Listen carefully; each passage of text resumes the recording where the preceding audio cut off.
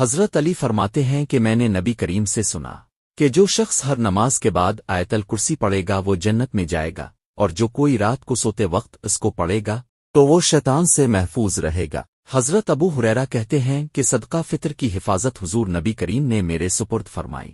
ایک رات ایک آنے والا آیا اور غلہ بھرنے لگا تو میں نے اس کو پکڑ لیا، اور میں نے کہا کہ میں تجھ کو حضور علیہ السلام کی خدمت میں پیش کروں گا۔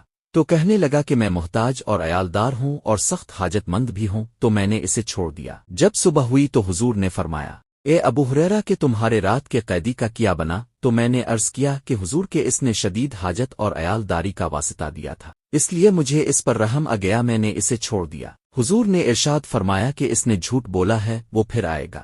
مجھے یقین ہو گیا ہے کہ وہ ضرور آئے گا، چونکہ حضور نے فرمایا ہے۔ چنانچہ میں اس کا انتظار کرنے لگا کہ اتنے میں وہ آ گیا اور غلہ بھرنے لگا۔ میں نے اسے پکڑ لیا اور کہا کہ میں تجھے حضور کی خدمت میں پیش کروں گا، تو کہنے لگا کہ میں محتاج ہوں، عیالدار ہوں، اب نہیں آؤں گا۔ مجھے رحم آ گیا، میں نے اسے پھر چھوڑ دیا۔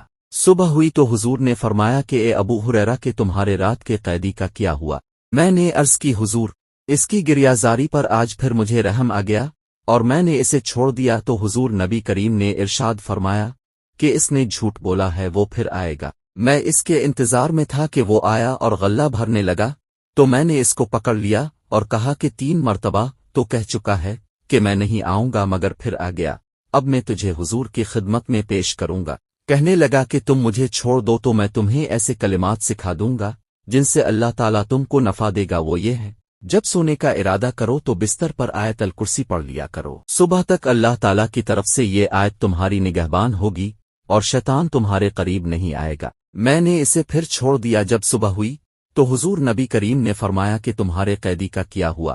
میں نے عرض کی کہ اس نے مجھے چند کلمات سکھائے جن سے اللہ تعالیٰ نفع دے گا، تو حضور نے فرمایا کہ یہ بات اس نے سچ کہی، حالانکہ کہ وہ بڑا جھوٹا ہے۔ نبی کریم فرمایا کہ تم جانتے ہو ان 3 راتوں میں تمہارا مخاطب کون ہے؟ میں نے عرض کی نہیں، تو حضور نے فرمایا کہ وہ شیطان ہے۔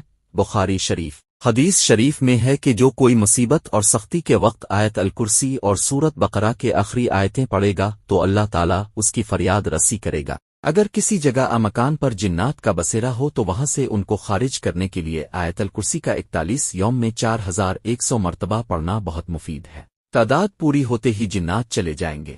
جو کوئی یہ چاہے کہ وہ چشم خلائق میں بلند مرتبہ ہو جائے، لوگوں کی نظروں میں معزز اور محترم ہو جائے، تو اسے چاہیے کہ ہر ماہ چاند کے مہینے کی پہلی اور نصف شب کے وقت وضو کر کے قبلہ رخ ہو کر مصلی پر بیٹھے اور 102 مرتبہ اس طرح سے آیت الکرسی پڑھے کہ اول و آخر درد و پاک پڑھے، تو لوگوں کی نظروں میں بلند مرتبہ بن جائے گا، لوگ عزت و احترام سے پیش آئیں گے۔